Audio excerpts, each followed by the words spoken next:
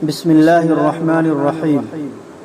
امام بخاری research academy علی گڑھ سے شائع ہونے والے ہفت روزہ الجمعہ میگزین بتاریخ 28 صفر 1442 ہجری مطابق 16 اکتوبر 2020 کے مضامین کی آڈیو ریکارڈنگ پیش خدمت ہے۔ ذکر انبیاء حضرت موسیٰ علیہ السلام، قسط نمبر 5۔ حضرت موسیٰ علیہ السلام نے حضرت شعیب علیہ السلام کو پوری داستان کہہ سنائی۔ حضرت شعیب نے انہیں تسلی دی اور کہا کہ یہاں تمہیں فرعون سے کوئی خطرہ نہیں۔ دوران گفتگو ان کی بیٹی نے رائے دی کہ ابا جان، موسیٰ کو اپنے جانور چرانے اور پانی پلانے کے لیے اجرت پر رکھ لیجیے، یہ بڑے طاقتور اور امانت دار ہیں۔ انہوں نے پوچھا تمہیں کیسے پتا چلا کہ یہ طاقتور اور امانت دار ہیں؟ اس نے کہا انہوں نے کنویں کا بڑا ڈول اکیلے کھینچ لیا تھا، اس سے مجھے ان کی طاقت کا اندازہ ہوا، اور جب میں انہیں لے کر گھر آ رہی تھی تو راستے میں انہوں نے ایک بار بھی میری طرف نظر اٹھا کر نہیں دیکھا، بلکہ مجھ سے کہا کہ میں ان کے پیچھے پیچھے چلوں تاکہ ان کی نظروں کے سامنے نہ آ سکوں، اس سے مجھے ان کی امانت کا پتہ چلا۔ حضرت شعیب علیہ السلام نے سن کر خوش ہوئے۔ پھر حضرت شعیب نے حضرت موسیٰ سے کہا کہ میں تم سے اپنی ایک بیٹی کا نکاح کرنے کے لیے تیار ہوں، شرط یہ ہے کہ تم 8 یا 10 سال ہمارے یہاں کام کرو، یہی اس لڑکی کا مہر ہوگا۔ حضرت موسیٰ علیہ السلام تیار ہو گئے اور ان کا نکاح ہو گیا۔ اس کے بعد وہ 10 سال تک اپنے خسر کے گھر ہی رہتے رہے۔ ایک دن کی بات ہے کہ وہ اپنے اہل و عیال کے ساتھ بکریاں چراتے ہوئے دور نکل گئے اور راستہ بھٹک گئے۔ ٹھنڈ کا موسم تھا، رات کا وقت تھا، انہیں آگ کی ضرورت محسوس ہوئی۔ ادھر ادھر نظر دوڑائی تو طور پہاڑ کی ایک وادی میں آگ کا ایک شعلہ نظر آیا۔ انہوں نے اپنی بیوی سے کہا تم یہیں ٹھہرو، میں اس آگ کے پاس جاتا ہوں تاکہ ٹھنڈ میں تاپنے کا بھی انتظام ہو اور شاید وہاں کوئی مل جائے جو ہمیں راستہ بتا سکے۔ قریب پہنچے تو دیکھا کہ ایک درخت کے اوپر ایک شعلہ نظر آ رہا ہے، لیکن تعجب ہوا کہ وہ درخت کو جلا بھی نہیں رہا ہے۔ یہ جیسے جیسے آگے بڑھتے وہ شعلہ دور ہوتا جاتا، اس سے انہیں کچھ خوف سا محسوس ہوا۔ ارادہ کیا کہ یہیں سے واپس ہو لیں۔ اتنے میں اسی آگ سے ایک آواز آئی کہ اے موسیٰ، ڈرو نہیں، میں رب العالمین ہوں اور میں تمہیں اپنا رسول بناتا ہوں۔ یہ دراصل آگ نہ تھی بلکہ اللہ پاک کی تجلی تھی۔ اس طرح اللہ تعالیٰ نے حضرت موسیٰ کو اپنی رسالت سے نوازا اور انہیں ایک بڑا مشن سونپا گیا جس کی تفصیل آگے آئے گی۔ اخلاقیات بحیثیت والدین ہماری ذمہ داری۔ اللہ کے رسول صلی اللہ علیہ وسلم کی سیرت کی روشنی میں ہر والدین کو اپنی اولاد کے سلسلے میں یہ رویہ اپنانا چاہیے۔ نمبر 1، وہ اپنی اولاد اور اولاد کی اولاد سے خوب پیار کریں اور انہیں ہنسائیں کھلائیں۔ نمبر 2، انہیں وقت دیں، اگر وہ کسی دوسری جگہ ہوں تو ان کی ملاقات کے لیے جائیں، ان کے گھر آنے پر اچھا استقبال کریں۔ نمبر 3، ان کی دنیا و آخرت کی کامیابی کے لیے اللہ تعالیٰ سے خوب دعائیں کریں۔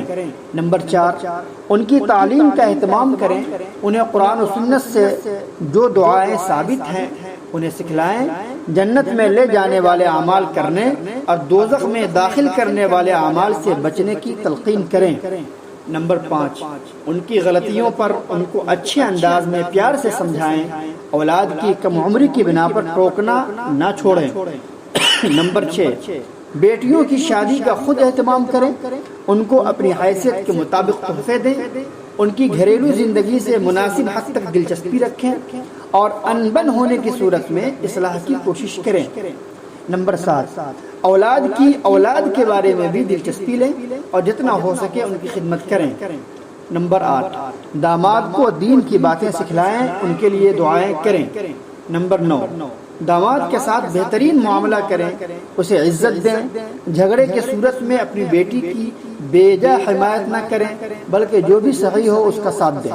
نمبر 10، اولاد کی بیماری اور وفات پر صبر کریں، اپنی زبان سے کبھی بھی کوئی ایسا لفظ نہ نکالیں جس سے اللہ تعالیٰ ناراض ہو جائے۔ نمبر 11، مصیبتوں کے آنے پر اپنی ذمہ داریوں کو نہ بھولیں، اولاد کو صبر کرنے کو کہیں بلکہ مصیبت کے آنے سے پہلے ہی انہیں ذہنی طور پر اس طرح تیار کریں کہ وہ مصیبت کے آنے پر تقوی اور صبر کو مضبوطی سے تھام لیں۔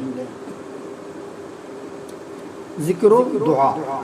سورہ طٰہٰ اور سورہ یاسین کی فضیلت۔ ایک حدیث میں اللہ کے رسول صلی اللہ علیہ وسلم نے ارشاد فرمایا، اللہ تعالیٰ نے آسمانوں اور زمین کو پیدا کرنے سے 1000 سال پہلے فرشتوں کے سامنے سورہ طٰہٰ اور سورہ یاسین کو پیش فرمایا، تو فرشتے کہنے لگے کہ کتنی خوش نصیب ہوگی وہ امت جس پر یہ دونوں صورتیں اتاری جائیں گی، کتنے خوش قسمت ہوں گے وہ سینے جو ان کو محفوظ کریں گے، اور کتنی خوش نصیب ہوں گی وہ زبانیں جو زبانی یا دیکھ کر ان کی تلاوت کریں گی۔ سنن دارمی حدیث نمبر 3415۔ اس حدیث سے معلوم ہوا کہ اللہ تعالیٰ نے اپنے فرشتوں کو یہ صورتیں سکھائیں اور ان کے سامنے ان کی عظمت و فضیلت اور ثواب کو بیان کیا۔ اس سے ان دونوں صورتوں کی فضیلت معلوم ہوتی ہے۔ سورہ یاسین کو ایک حدیث میں قرآن کا دل کہا گیا، ترمذی 3417۔ ایک دوسری حدیث سے معلوم ہوتا ہے کہ جو دن کے شروع میں سورہ یاسین پڑھے گا اس کی ساری ضرورتیں پوری ہو جائیں گی، سنن دارمی 3419۔ اس لیے ان دونوں صورتوں کو پڑھنے کا معمول بنانا چاہیے۔ مسائل: جوتے پہن کر نماز جنازہ پڑھنے کا حکم۔ بہت سے لوگ یہ مسئلہ پوچھتے ہیں کہ جوتے یا چپل پہن کر یا جوتوں اور چپلوں پر پاؤں رکھ کر جنازے کی نماز پڑھنا کیسا ہے؟ تو اس سلسلے میں تفصیل یہ ہے کہ اگر جوتے یا چپل کا اوپری اور نچلا دونوں حصے پاک ہوں تو انہیں پہنے ہوئے نماز جنازہ پڑھنا جائز ہے۔ اگر جوتوں یا چپلوں کا اوپری حصہ ناپاک ہے تو انہیں اتارنا ضروری ہے۔ اگر صرف نچلا حصہ ناپاک ہے تو بھی اتارنا ضروری ہے، البتہ اتار کر ان جوتوں یا چپلوں پر کھڑے ہو کر نماز پڑھ سکتے ہیں۔ اور اگر جوتے کا اوپری اور نچلا دونوں حصے ناپاک ہیں تو اس صورت میں جوتے پہن کر نماز پڑھنا درست نہ ہوگا، بلکہ جوتے نکال کر الگ کرنا ہوگا اور پاک جگہ کھڑے ہو کر نماز پڑھنی ہوگی۔ السلام علیکم ورحمۃ اللہ وبرکاتہ۔